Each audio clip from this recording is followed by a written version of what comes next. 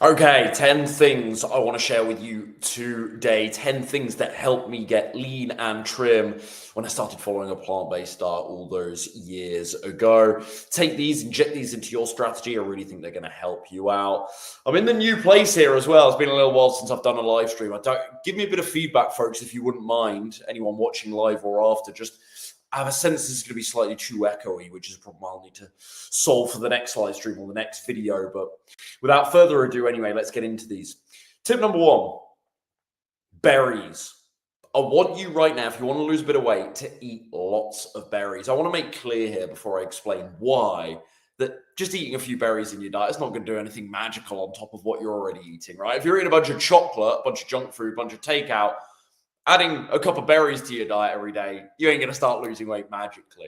But it's this displacement theory, right? It's instead of me snacking on the Pop-Tarts like I used to back in my university days, or the potato chips, it's now munching on some berries.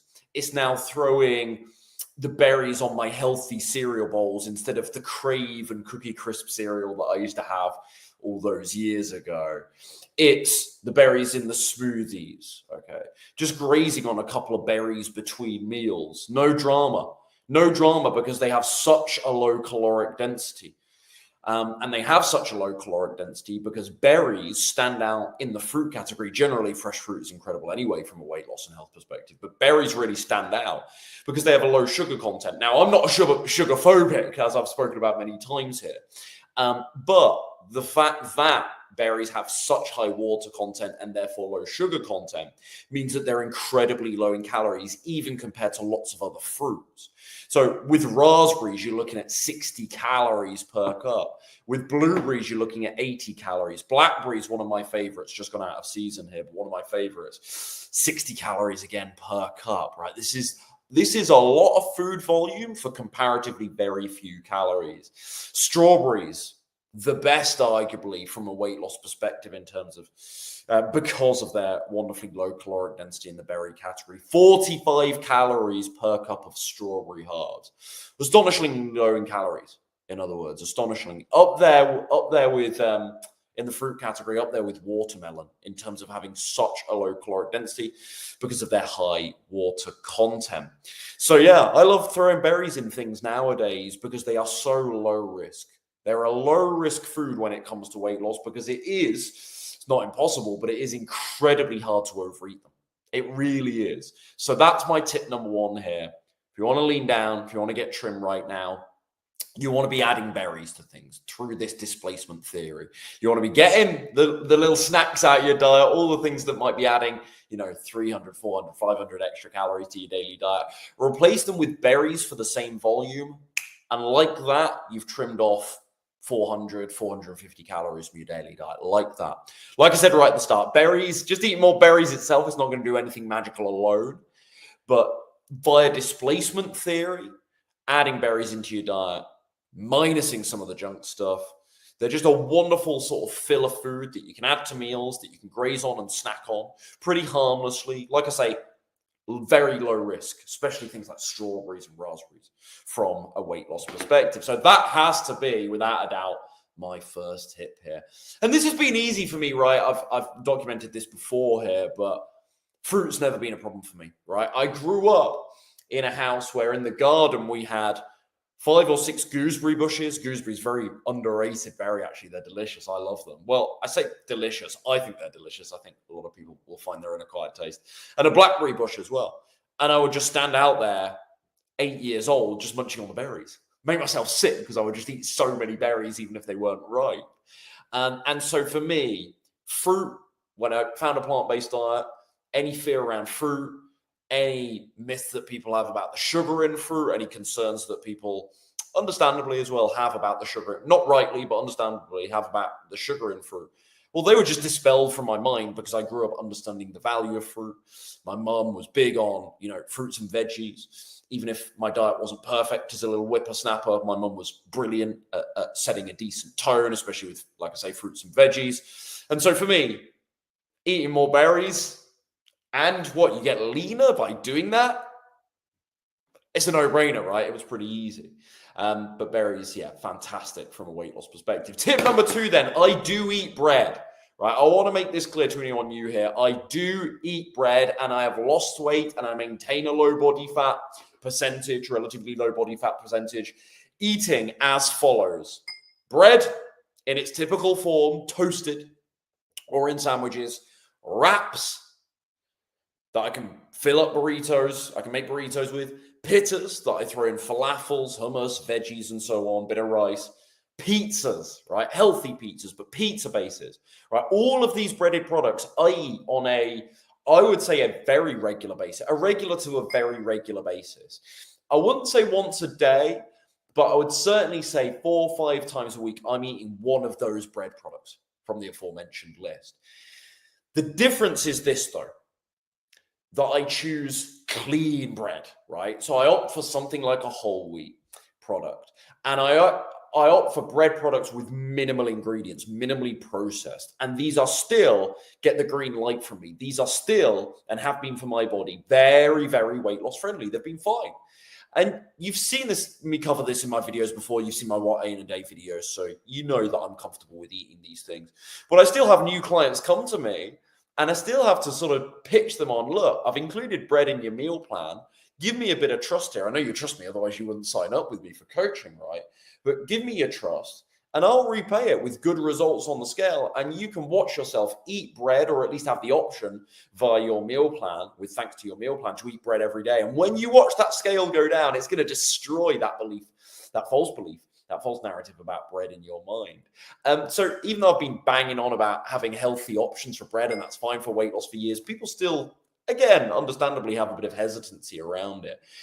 This is your peace of mind on it. Remember, it's more about the daily calories. That's what matters most. And so you can even eat, this is not what I want to encourage, you can even eat a really, frankly, low quality bread that has zero nutritional value, very little nutritional value. And you can still lose weight if your overall daily calories are in check. In fact, you can eat 10 slices of bread a day and you'll still lose weight if you're in a calorie deficit. So already that should ease your mind anyway, give you a bit of peace of mind on it anyway. However, I choose personally, of course, to opt for the more healthy options. So things like bread, rye bread, whole wheat, sourdough isn't too bad either. If you're in the US, for example, I love the Dave's Killer range. I love even more so the Ezekiel range. Super clean bread products. If you're in the UK, well, you're in trouble. It's a lot harder. I think the best I've found recently is the Bertinet, spelt Bertinet, but I presume the aristocratic pronunciation of Bertinet. It sounds like a French word, doesn't it? But Bertinet Bakery, they have some pretty clean bread products that are suitable for vegans. So bread is fine, and I eat bread very regularly, and I maintain, the body weight I want eating bread multiple times per week, as I say. I go through periods where I eat it every day, where I have a sandwich every day. I haven't been doing that lately, but still multiple times a week I'm eating bread, and it's no problem whatsoever. The rules are as follows. Number one, I aim to choose the decent quality breads, the best quality breads I can find in terms of how clean, quote unquote, they are, and how whole foodsy, let's say, they are. Minimal white flour, certainly no eggs or dairy, of course, and minimal sort of artificial nasties. That's oil as well. That's what I aim for. The cleanest, and it's not always perfect, but the cleanest breads I can possibly find. That's rule number one. Rule number two is remembering that, well, the rest of your diet needs to be in check. And what are you having on the bread, right? Are you loading that bread? Are you filling that sandwich with something decent? What are you putting in that wrap? What quantity of the rice and the beans and the salsa are you putting in that tortilla wrap to make a burrito for yourself? Is the whole meal appropriate for your nutrition needs to lose weight? Does that make sense? So yeah, so many people, they have like this fear of ingredients from a weight loss perspective. And what I always say to people on this is, look, it's your overall daily diet that makes a difference. It's the total caloric consumption that's going to move the needle most of all on the scales every day. So you don't really need to worry too much about individual ingredients. You want to be thinking about your meals over the course of the day as a whole as to whether you're going to lose weight or not. So many people get, pasta, bread. Oh, Ryan, am I eating too many bananas to lose weight? And I'm like, it's not about the ingredient, it's about the total caloric consumption. Now, you can argue, well, if you're eating 10 slices of bread a day and it kind of becomes a bit of a filler food and you're just throwing stuff into the toaster all the time and on bread isn't the same to you unless you have a load of butter on it or margarine and you add 100 calories with a tablespoon of margarine or butter, right? Then we've got a problem, right? Because then the bread is helping contribute a lot of calories to your overall daily diet. But the bread itself being the reason for you not losing weight is not true. It's simply too many calories overall. Do you see that distinction? Does that make sense? It's a lot of words. I didn't really articulate that as well as I wanted to, but hopefully that makes sense.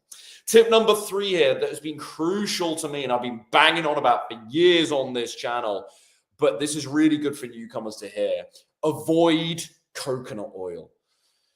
Because it's in so many processed foods, right? And I talk about the other oils and the perils with those, but coconut oil is in so many processed vegan junk products nowadays. So many processed, so many fake meats and that sort of thing. They've got coconut oil in. It's lethal. And it's lethal because, number one, its caloric density, like other oils, is huge. So a tablespoon or so of coconut oil is about 110 calories. So, you know, most of the time you're not going to have a whole tablespoon of coconut oil, but think about half a tablespoon that you fry some of your food in. It's 50 calories from something that was half a tablespoon. In terms of like bang for your buck for calories, what do you actually get from that, right? Versus, remember earlier I was saying, a cup of strawberry halves is 45 calories, right? That would be the equivalent of around half a tablespoon of oil. So you got a cup of strawberry halves versus, I wish I had them here to show you. Hold on. So you've got a cup of strawberry halves versus, where's the spoon when I need one? Here we go. Come on, we're doing this on the fly. Still sorting out my new kitchen, as you can probably see here. It looks like completely empty, and it's because it is. All the stuff is behind before I sort it out later on. Versus half a tablespoon, right? Half a tablespoon of coconut oil versus, am I in frame? I don't know. Versus a cup of strawberry half, same amount of calories. So when you start thinking about caloric density, that's when it changes the game for you for weight loss, because you can start putting together plates of food that still give you so much fullness and satisfaction. And it's this idea that I go back to 30 seconds ago. If you want to get most bang for your buck, right? If you're trying to lose weight right now and you have to get yourself in a calorie deficit, you want to think, right, how can I get myself in a calorie deficit most easily? How can I give myself the best possible chance of actually sticking to a calorie deficit? Well, I need to feel full and satisfied and feel like the foods I'm eating, the meals I'm eating, they're not a chore for me. I actually get some enjoyment from them. Okay, I do kind of miss the junk food and I still have cravings from time to time because I've been eating those things for so long historically. But it makes it so much easier to be in a deficit when I can eat big portions, I can play this volume eating game, and I can still enjoy the foods I'm eating. And I flavor them well, and I use sauces, and I'm not scared of a little bit of fat or a little bit of healthy bread. That's the stuff that makes losing weight far more enjoyable than a lot of people think that losing weight must be, right? And so we want to think about this concept of getting bang for your buck. You've only got so many calories that you can eat and still see results on the scale. You've only got so many calories you can eat per day. So you want to maximize the volume and the quality of nutrition that you get from those.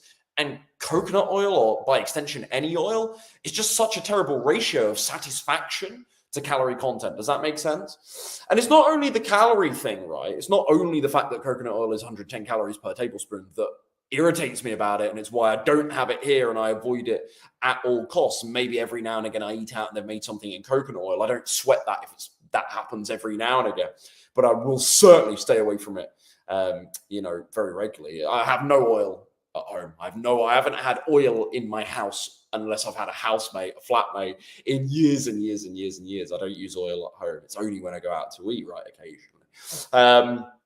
But anyway, I digress. It's not just the caloric density, especially with coconut oil, right? It's the saturated fat content. It's not the same as extra virgin olive oil, which has very low saturated fat content. Not that I particularly recommend extra virgin olive oil as well for the calorie reasons. But, the saturated fat content with coconut oil is incredibly, incredibly high. Saturated fat, of course, associated with many major diseases, chronic diseases. So avoid coconut oil at all costs, I would say. Tip number 4, then, to help you lose weight on a plant-based diet, keep things simple. Keep things simple. How much have I talked about this over the years? You've heard Tia talk about this a million times. as well. We talked about it in that podcast again and again and again, didn't we? Simplicity is such a running theme in my conversations with my clients, because a couple of weeks on the program and they realize, if they don't already coming into the program, they realize how important it is to actually just be a little bit repetitive with meals, to keep the meals themselves very non-complex, to actually give themselves a shot at sticking to this, right? And a lot of people, they want the flavor and they label themselves as foodies. And I get it. I get enjoying food. I like eating. Who doesn't, right? And I want my food to taste good.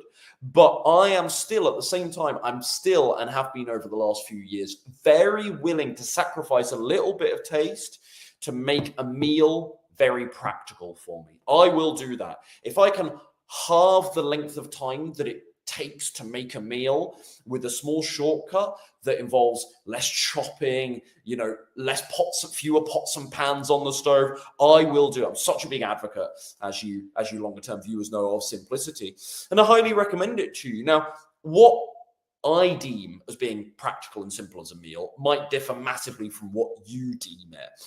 But I think my point here is, you're not trying to be a recipe vlogger, right? I assume you're not trying to be a YouTuber or an Instagram person that puts all your food pictures up and you want to make really elaborate, colorful looking dishes. We're about simplicity. We're about getting the job done. And you just need to do what's necessary to get results on the scale, right? That's the primary objective here, to change your health, to lose a bit of weight. I presume that's why you're here following me, right? So we don't have ambitions to make our food. We don't need to make our food look as colorful or beautiful or as aesthetic as possible. We just need to get the job done, and we want to do what's required to do that and no more. And for me in my life, what's been fantastic for me is just giving myself permission to keep things simple and do 5 to 6 different meals every week. Every week, this is breakfast, lunch, and dinner, by the way. It's only 5 to 6 different meals. I could easily eat the same breakfast every day. I've been having my cereal bowls for years and years and years. For probably 350 of my breakfasts every year, I've been eating a cereal bowl, right? And I've done that for 3 or 4 years. And before that, I was eating oatmeal for 3 or 4 years. And I could just cycle through these phases. I'm sure I'll get bored of the cereal bowls at some point. Lunches, I only need 2 or 3 options to be happy. And we're going to run through a potential meal plan, a meal plan template for you in 5-10 minutes or so. So stick with me if you want to hear that and get some notes ready so you can jot this stuff down as we go. But yeah, 5 or 6 different meals, including the dinners as well. I'm pretty happy with my sort of burrito bowls for dinners, and I can just rotate between those. I love tofu stir fry. A lot of my clients will be laughing because that's one of the meals in lots of my clients' meal plans. I love my tofu stir fries, and I could have that easily at the moment 3 to 4 days of the week very happily. So I'm just rotating 5 or 6 different meals. So I would say for you right now, if you're looking at the vegan cookbooks, if you get slightly overwhelmed, all the elaborate ingredients, if you end up going to the grocery store and you've got this huge list of ingredients, if you find yourself going into your fridge every week and you have to actually throw stuff away because you don't get to that fresh produce in time, I strongly urge you to give yourself whatever permission you need, or let me give you whatever permission you need, blessing you need, to just keep things really simple. Pick 5 or 6 different meals you're going to eat in the upcoming week and just stick to those. It doesn't need to be complicated. What for? Who are you making all these sexy meals for if it's not you, right? So I think that's tip number 4, is the value of simplicity. Really, really key. Number 5. What would those, and I promised this was coming, what would those simple meals look like? I suppose that's a good follow-up question. So let me give you a bit of a meal plan here. Excuse me, folks, I've got all the notes on my phone. Don't want you to think I'm being rude and texting or something like that whilst I'm on WhatsApp, whilst I'm on here. I'm not. I've just got all my notes here for this little live stream. So breakfast, a couple of ideas here. Oatmeal, mentioned that earlier, plus berries, plus some seeds, so chia, flax, hemp seeds, walnut halves I love for the omega-3s and omega-6s, so oatmeal plus berries and seeds, maybe a little bit of banana, something like stevia, drop of maple syrup, some brown sugar. I'm cool with sweeteners. I'm cool with healthier sweeteners to actually make that meal taste good. That's a great breakfast option. Avocado on whole wheat toast. We talked about bread earlier. Tofu scramble, one of the more popular dishes, one of the most popular breakfast recipes amongst my clients as well. Tofu scramble with a bunch of veggies in there. So you take, for me, I'll do about 8 ounces of tofu. That's probably going to be a lot for people watching at home. I can't advise on portion sizes without knowing anything about you, but I personally do about 8 ounces, so about 220, 230 grams of tofu. I crumble that up, I throw that in, and I put a bunch of veggies in there. It's whatever I've got, so it might be mushrooms go really well, so I might do mushrooms. I might throw some kale in there. I'll certainly throw some onion, bit of garlic in there. In terms of seasoning, I'll use a little bit of nutritional yeast, maybe a bit of turmeric. People like for that scrambled eggy kind of taste. Salt, pepper, etc., etc. And then I love bagel seasoning as well. What's it called? Everything but the bagel seasoning. It's probably, where is it? It's probably here somewhere. I haven't got it. It's because if you just joined the live stream, you don't realize I've just moved into my new place. You can't see it, but I've got all of the stuff that needs to get packed into these cupboards here on this table. I need to move it over the next couple of days. But this I got from Trader Joe's in the US, everything but the bagel sesame seasoning, really good. So that goes very, very nicely with something like a tofu scramble. I might serve that with a bit of avocado on a slice of toast. Yeah, I love a tofu scramble. My muesli bowls, that's another great breakfast option. Love my muesli bowls, love my bran flakes again. Throw some berries on there, maybe a bit of banana if you're a fan. Not for me personally, but berries. I'm like the only plant-based diet that doesn't like banana. I'm always joking about, right? But yeah, I love these healthy cereal bowls. I just love bowls generally. Bowls for breakfast, lunch, dinner. I love little medleys of things because it gives you, we spoke about the value of simplicity 2 minutes ago. It gives you so much versatility in a simple template. There's so many things you can switch up to stop it from getting stale without you having to do really complicated things. And it depends, again, what produce is seasonal, what you've got left over from previous days. When you have this when you follow like a bowl template, it's cool to just throw things together. So it depends what cereal I've got. Like right now, you can just about see it. I've got the Jordan's Natural Muesli there. Behind, I've got these little fiber flakes because I can't find bran flakes in the local supermarket now. I've moved. And I mix those together. And in the fridge, I've got strawberries. And in the freezer, I've got frozen blueberries. I mix those together. A little bit of chia seed, drop of stevia, some unsweetened almond milk. Love it. Good to go. So yeah, I love these little cereal bowls. That's what I've been eating for years. Lunch. Hummus sandwiches, great option there. Bean and salsa wraps, love those. Chickpea pasta salad, couscous and mixed bean salad. Again, this is pretty simple stuff. You need to think about it. There's a bit of prep involved, but it's not elaborate stuff from those vegan cookbooks that have 20 different ingredients. Does that make sense? Dinners, grain and bean bowls, love those. Lentil bolognese, quick tofu stir fry. So just to give you some examples there, a bit of a template meal plan. We're talking really simple stuff, aren't we?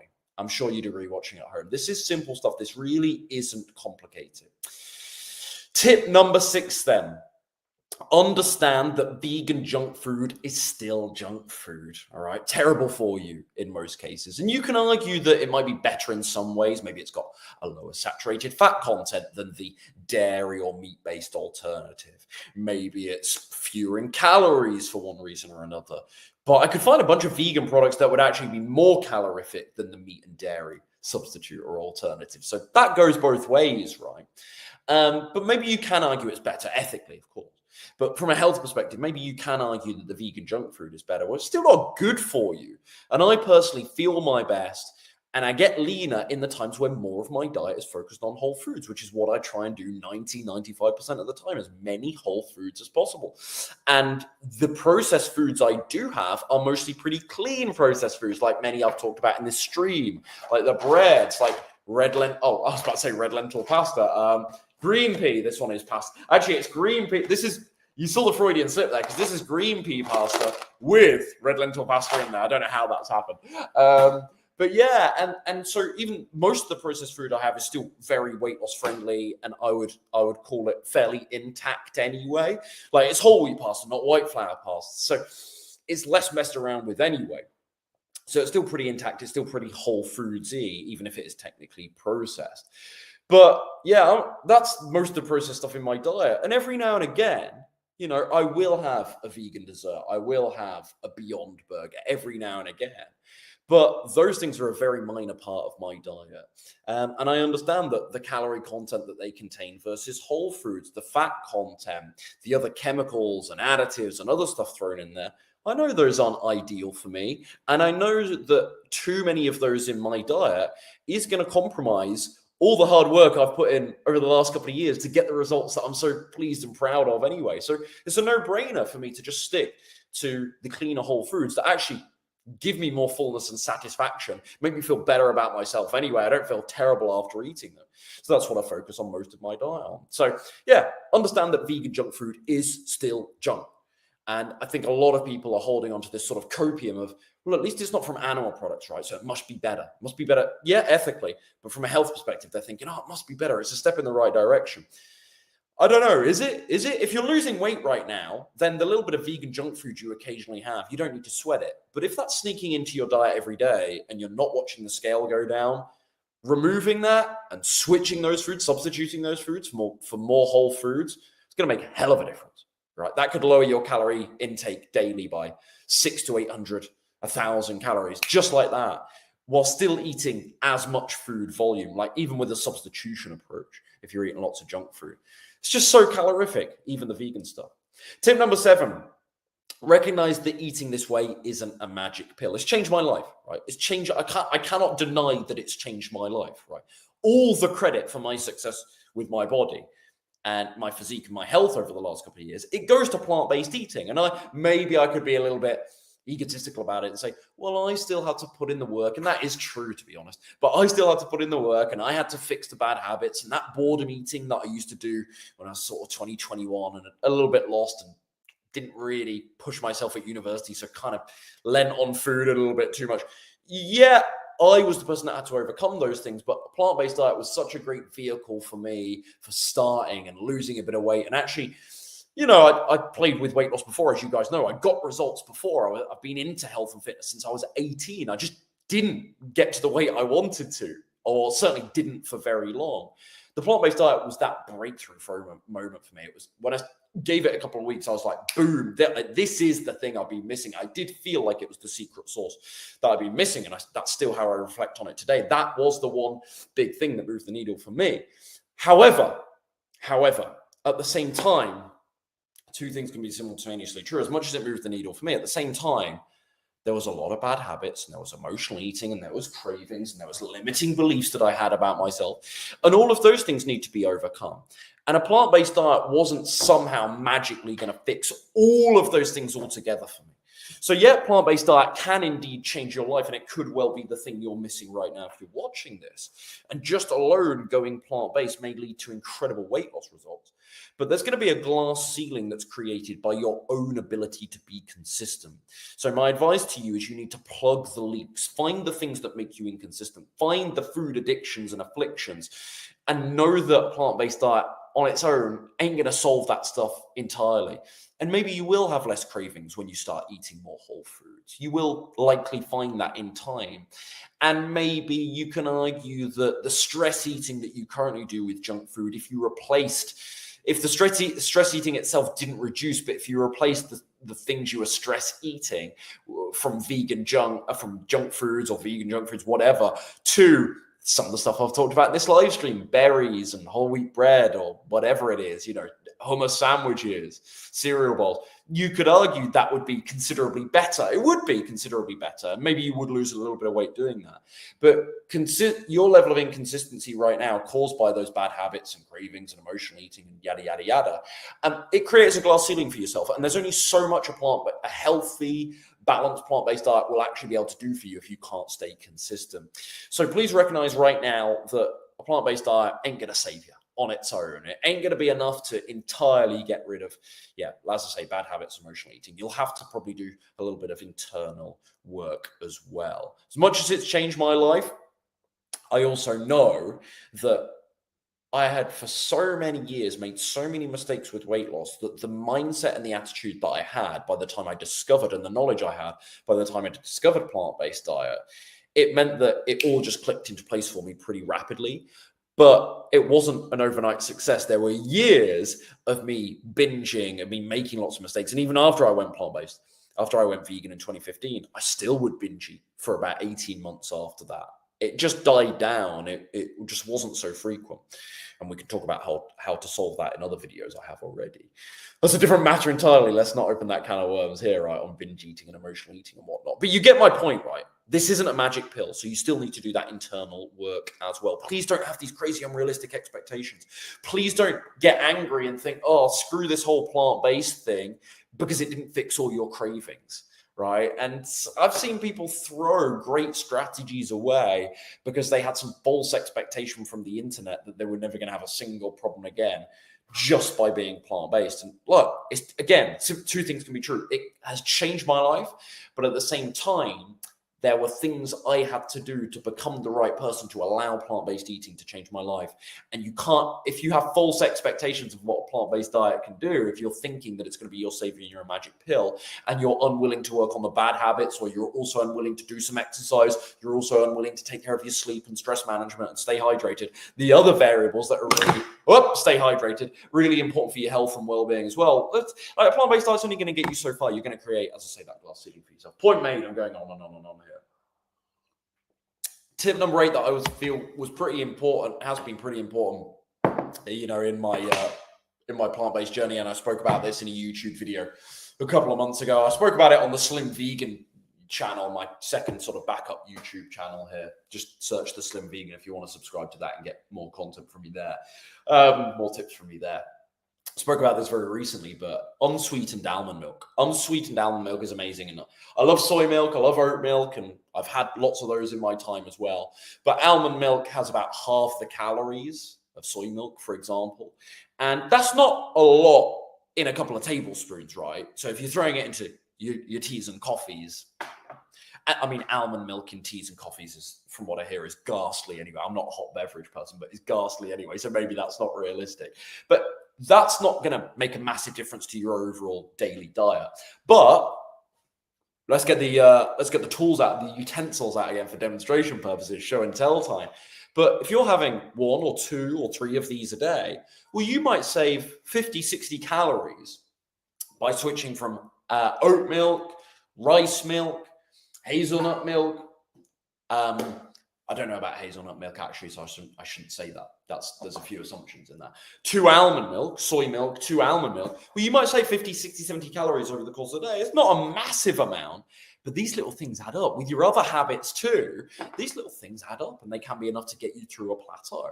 So, or get the weight moving just a little bit faster. That might not be much more fat lost every day, but you stack that up over the course of weeks, and you might well get to your goal body weight a great deal faster, weeks or months faster. Just make that journey far more efficient. So yeah, unsweetened almond milk has been such a godsend for me. And this one was easy because, as a former gym bro, a lot of gym bros, they don't drink cow's milk. They don't drink cow's milk because calorically it's a nightmare. It's a nightmare for many reasons, but gym bros recognize that calorically it's a nightmare. And so there's a lot of gym bros that are big on almond milk anyway. So I have actually drunk almond milk on and off for 12 years, probably. For 12, makes me sound bloody old, doesn't it? I know I don't look it, but that makes me sound bloody old. So yeah, I've drunk that for, well over a decade now, almond milk. So I already recognized this. So this was easy for me. I didn't have to adjust the taste going vegan. I never missed dairy. I was a big dairy person, but I didn't miss it in the end because I'd already got ready for almond milk. I could see its value calorically and how it's a bit of a cheat code for dieting, quote unquote, weight loss, dieting, whatever. So yeah, that would be my tip number 8 is, by all means, other plant milks can be absolutely fine. You can still lose plenty of weight and get really healthy drinking. Depends on the brand and product in question. Drinking other plant milks, but for me, almond milk, that's been a bit of a hack to ensure that my calories are a bit lower than they otherwise would be if I was having more soy milk. Make sense? Liz, hello. I haven't heard from you in a while. Hope you're well, Liz. Ali says, have you had spelt bread? Yeah, I mean, you don't get it often here, but it's great. Spelt is a fantastic grain. Afternoon from Wales. You're not far from me, Ali, depending on where you are in Wales. What's your view? Oh, you've got lots of questions. What's your view on organic fruits and vegetables? My view is fantastic. That they're fantastic. Expensive, but fantastic. Tip number 9 then. We've got 2 more here after this. Tip number 9, fresh fruit over dried fruit. I've talked a lot about fruit here. Tip number 1 was berries, right? Fruit is incredible for weight loss. Like vegetables, secondary to vegetables, I think fruit is the best food group for weight loss. And there are lots of myths, misunderstandings about the sugar content in fruit, which I'm not. Again, that's another video for another time. I mean, I've done it. I've made these videos and I've posted about this on Instagram a million times. So I'm not going to repeat it all here. But I mean, the short story is the natural sugars in fruit that come with a bunch of other minerals and vitamins as well, antioxidants. They are not anywhere comparable to the added refined stacks of sugar that are thrown in soda and candies and yada, yada, yada. So that's that. But fruit after vegetables, the best food group for weight loss, I think. Absolutely amazing. However, little asterisk on that comment there. Dried fruit. Now, I do eat dried fruit. There's raisins in my muesli. There's a packet of raisins somewhere here, probably behind the camera. I throw raisins into my chia and oatmeal cookies that you guys know I love, that I've published the recipe for previously. And my clients seem to really enjoy. Dates I'll have every now and again. They bring up my acne, so I don't have them too often. Dried apricots I quite enjoy. Bit of dried mango in the periods where if I'm playing a bit of tennis or if I'm on the out the door to martial arts and I need something, it's been ages since I've eaten, I'll have a bit of dried mango. That's really great for a bit of energy fast. So I love dried fruit. I do enjoy dried fruit, but I do not eat it anywhere near as liberally as I eat fresh fruit. No way near. No way near. Whereas fresh fruit, I'm very casual with. If I want a bit of melon, there's some melon in my fridge right now, honeydew in my fridge right now, I go and get it. I go and get it and I don't sweat it. If I feel it's really genuine hunger, I go and get it and I sweat it. I don't treat dates or raisins like that. I would not just go and grab a handful of raisins because they're so easy to just eat and eat and eat and eat because the water content is removed. This is why the water content is removed, so the calorie density is entirely different. Does that make sense? And it's just so easy to eat. So yeah, that's why I'm pretty I don't know. I'm more careful, let's say, is probably the way to. I'm being cautious with my words here because I don't want you guys to be absolutely terrified of dried fruit, right? You see me eat dried fruit often, so I'll be a massive hypocrite for instilling that into you. But, compared to fresh fruit, if you're looking to lose weight right now, you're having a lot of dried fruit, it's a no-brainer to try and get onto more fresh fruit, which you can eat way more liberally. It's way more, as I said about berries at the start, lower risk than dried fruit. And you see people, it was a bit of a trend for years in the vegan online space to have these massive smoothies where you're throwing in 10 bananas and a bunch of dates. And, these could be great. And I could eat those because I'm 5'11", extremely active. I'm at my weight loss goal, so that changes things as well. 29-year-old male. So I could throw 8 bananas and 10 medjool dates into a smoothie, and that could be a decent meal for me that doesn't lead to significant weight gain. But for you at home, if you're 60 years old, female, 130 pounds, very sedentary, that's an extreme example as a difference from me, but just to characterize this, well, that's going to be over half of your daily caloric allowance probably to actually get some decent results on the scale. Make sense? So yeah, dried fruit, yeah, just be a little bit cautious with it, I would suggest. If you're having lots of dried fruit right now, scratching your head thinking, well, I'm eating loads of fruit. My diet's really clean. Why am I not losing weight? Switch to fresh. That could be enough to get things moving. I don't know what the rest of your diet is like, but that could indeed be enough to get things moving. Oh, you're from South Wales, Ali. You're not too far from me, so I don't know if you know I live in Bath, so you're just over the water from me. What about dried figs? Ali says as well. Same deal. I like figs though. Oh, aren't figs? Isn't a good fig delicious? You don't always get them, but isn't a good fig delicious? Number 10, penultimate one here. I want you to limit snacking and grazing between meals. Now, slight double standard coming here because I just mentioned to you I've got melon in my fridge. If I believe that I'm hungry, I'll just go and munch on some. Even though it's not dinner time for me yet, I'll just go and grab some. Right, it's different for me. I'm at my weight goal, but even when I was losing weight, I did snack, and I do like to have every day an afternoon snack. And that hasn't been a barrier to me getting to the body fat percentage I've wanted to. That's been no problem whatsoever.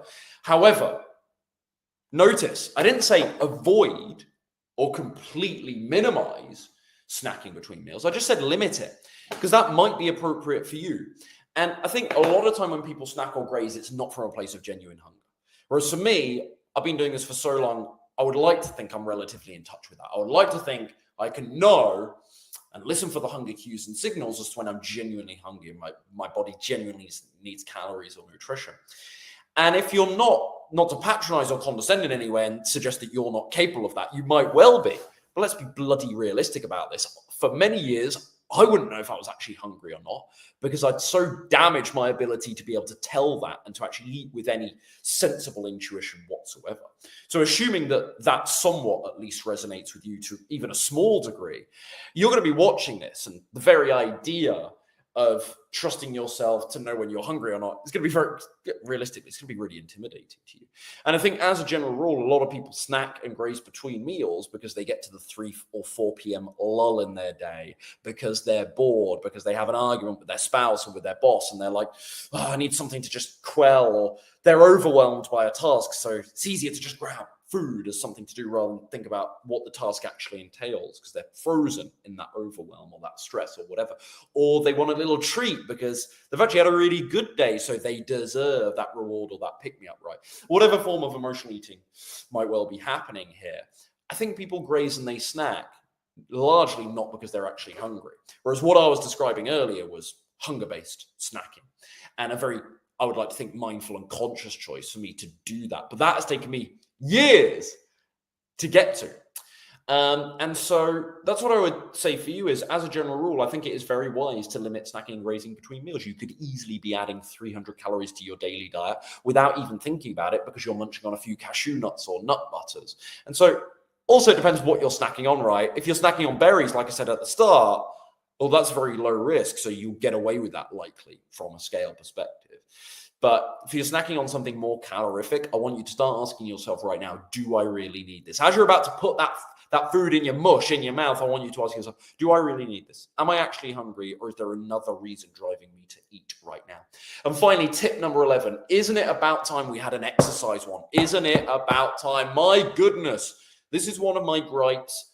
Without naming names or speaking disparagingly about my peers, this is one of my gripes, frankly, with other teachers and coaches and gurus. Gosh, I hate that word in the plant-based space. Just this neglect of the subject of exercise. Yeah, we're here to talk about the nutrition. And yeah, the general consensus I agree with that nutrition is going to be the biggest variable in dictating success with health mastery and weight loss. We're all in agreement on that largely in the health world. That's not contentious. But that doesn't mean that other things don't contribute, right? And exercise is one of those things that I think is in the plant-based world is underplayed and doesn't get as much coverage as it needs. And the particular tip I've got for you today is if you get a baseline of about 8,000 steps in per day, that's pretty darn decent.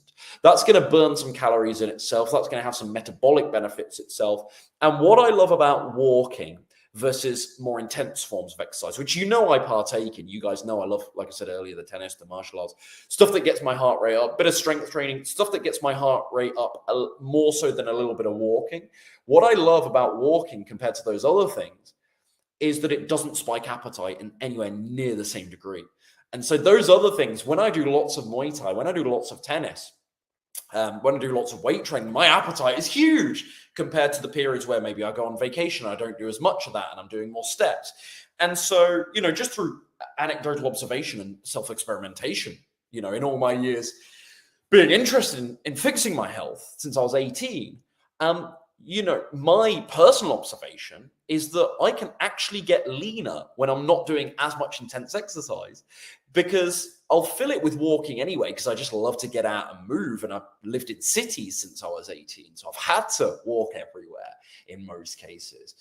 Ironically, I've just moved slightly out of the city right here for the first time in many, many moons, many years. But yeah, I will actually get leaner in those times because I can control my appetite. I can regulate my appetite way more easily than the times where I'm doing so much exercise, so much intense exercise, I should say, that my body is just like wants to eat everything in sight. And that's kind of dangerous. And that's not to say that you can't do intense forms of exercise. It's a balance that you will learn. But the data on this is quite clear as well in terms of the difference in walking versus intense forms of exercise. Let's say walking versus running. There are really compelling studies on walking versus intense forms of exercise. You can actually burn the same amount of calories with those two exercise sessions, but appetite will spike far less. It will increase far less with the walking, even though the same bottom line amount of calories are burned as a brass tacks. So I love that. And I think that's a bit of a cheat code for weight loss. So 8,000 steps is a very arbitrary number. In the same way that the ever heralded 10K steps per day is a slightly arbitrary number. It's like, why is that a magical number? Well, it's just a nice milestone. And I think I've said 8,000 because I think for newbies, 8,000 is far less daunting and far more practical than 10,000. And I think 8,000 for most people, if they get their diet in order, is more than enough exercise. It's more than enough exercise to facilitate weight loss. Whereas if I maybe said 4,000 or 5,000 steps, we're going to be looking at a very nutrition-led approach, which I have anyway, but you're going to be very reliant on your nutrition being really on point. And 8,000, it just creates a little bit more certainty and wiggle room that you're actually going to get results. So that would be tip number 11. Even though today this was about plant-based diets, and that's in the title, and that's what we've talked about in the other 10 tips, I wanted to include an exercise tip here because I don't think, in all fairness, it gets enough coverage in the plant-based world. A couple of questions here before we wrap up. Before I do these, though, I'm just going to give myself a self-plug here. Hopefully you found all this information useful. Hopefully there's 11 tips there, several of which you can consider adding into your strategy if you haven't thought about already. Hopefully I shared some new perspectives and insights that you hadn't heard before, if I may hope that I was able to do that. And hopefully just the free information here on this channel after goodness knows how many videos, 700 probably videos here, 100 on the Slim Vegan channel, thousands of posts on my Instagram page. I do hope, and the feedback I generally get is fantastic, but I do hope that the free information is useful. But if you want that next level of support and accountability and clarity and instruction, if you want me to personally walk you one-on-one through the process of losing weight step by step, check out the Vegan Slim and Sustain program. Nearly 400 vegans and plant-based dieters through that program now.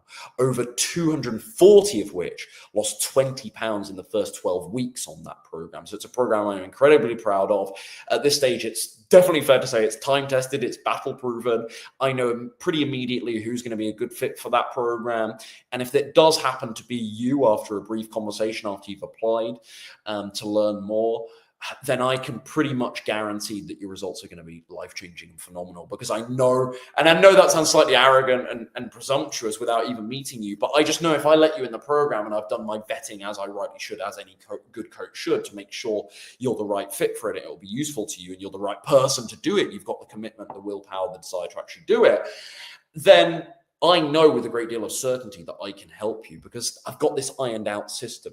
So if you do want that next level of support to actually guarantee results rather than trying to piece this whole thing together from yourself from free YouTube videos, which are helpful, but if you want that next level, if you need that next level to ensure that you lose anywhere between 10 and 20 pounds before Christmas, so less than 90 days now to the end of the year. If you want to lose your first 10 to 20 pounds before Christmas, eating simple plant-based meals without having to count a single calorie yourself, I do all the designing of your meal plan for you, so you don't even need to count calories. Starting out with walking only. We are going to do other exercise in time. I am going to push you with the exercise, but walking only. So it's a nice gentle start for the first month, walking only. If that all sounds good to you, if you're watching that like, yeah, that sounds good to me, right? Sign me up. Head to veganslimandsustain.com, fill out the application there, and like I say, I'll be in touch to see if you'd be a good fit for the program, if we'd be the right chemistry fit to work together. It isn't for everyone, so please don't take it personally if I say respectfully, no, I don't think this is going to help you. I don't think we're quite the right fit.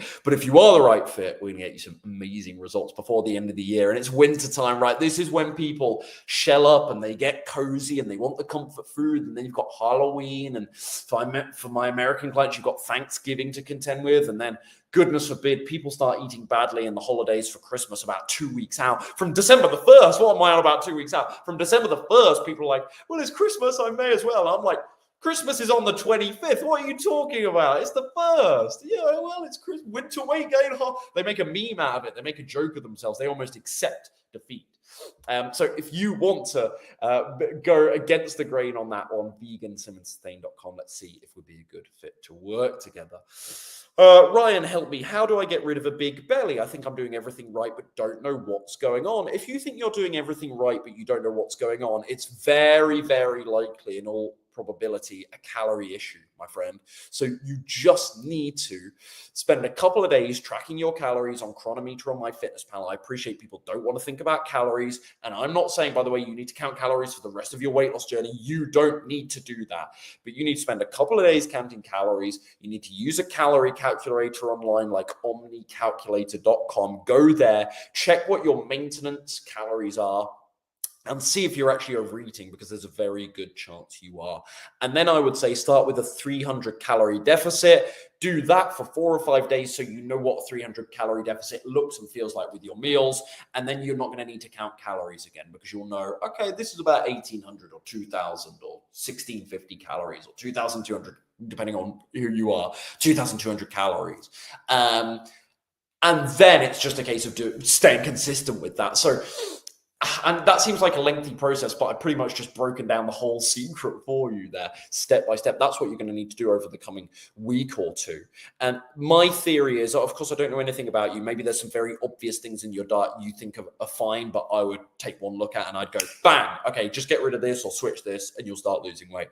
I can't run those diagnostics without a lot more information, but I should think that you're simply consuming a few too many calories, quite obviously, to actually get that scale moving. So that's what you need to look at. And I would suggest the best method to do that is tracking your calories for a couple of days and then trying to reduce the more caloric dense foods in your diet. And that's going to be a way to siphon off a lot of calories without losing that much food volume. So hopefully you can still stay full and satisfied. What else have we got here? Any other comments? Just eat 2.5 kilos of potatoes per day. Once you peel them up with 2.2 times 0.83, and you get about 1,850 calories, weight lift and walk. Yeah, I won't check those numbers, but that sounds mathematically reasonable. Once you lose weight, start eating 3K, so you get, yeah, I mean, I would suggest that your whole diet doesn't need to be potatoes. I understand the simplicity, and I understand people's attraction to these sort of mono-meal diets, but don't do that. Don't do that. That's not my advice. That's not what I advocate. I think potatoes are an incredible tool. And, you know, if I was making a longer list than 11, I shared 11 tips today. If I was doing 20 tips, potatoes would absolutely make the cut. They were so integral, looking back to my fat loss journey. But I never did just potato diets on their own. I might do periods where I ate more potatoes and I included potatoes in 1 or 2 meals per day, but it wasn't a potato only diet, you know, in terms of macronutrients, in terms of micronutrients. To get a little bit more, you don't need to be Puritan about this, to Brian Johnson levels, for example, absurd Puritanism. But to have a little bit more diversity and variety in your diet is highly recommended from both a macro and a micronutrient perspective. And potatoes will get boring fast, even though they are really, really effective. Thanks, Ryan. I love your YouTube videos and advice. Thanks for what you do. Absolute pleasure. And on that note, we're going to wrap up, folks. Pleasure talking to you today. At the end of doing a live stream, I'm always like, I love doing that live stream. They're hard work, but at the end of doing this live stream, I'm always like, oh, I miss doing these live streams. So you are going to see a return to them. Now I'm in my new place and I'm not traveling for a couple of months.